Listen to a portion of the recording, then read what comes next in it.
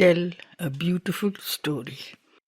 Do not imaginary stories put you in contact with life, with truth?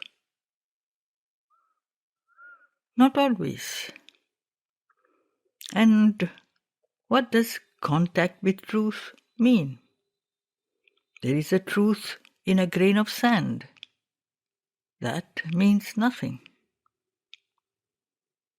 Don't you think there are enough ugly things in the world without once giving a picture of them in books? This is something which always used to surprise me, even when I was a child. Life is so ugly, so full of mean, miserable, even at times repulsive things. What is the use of imagining yet worse things than are already there? If you imagine something more beautiful, a more beautiful life, that would be worth the trouble.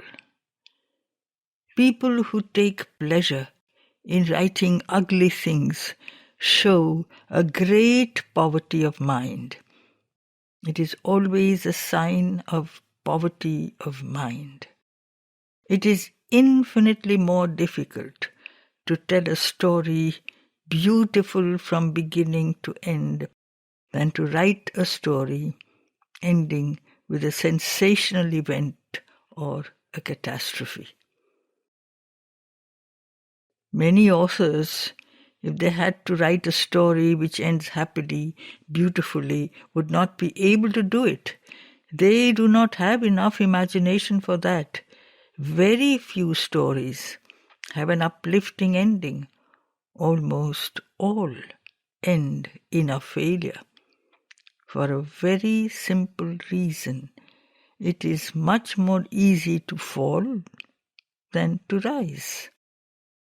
It is much more difficult to end one's story on a note of greatness and splendour, to make one's hero a genius, seeking to transcend himself, because for that one must be a genius oneself, and this is not given to everybody.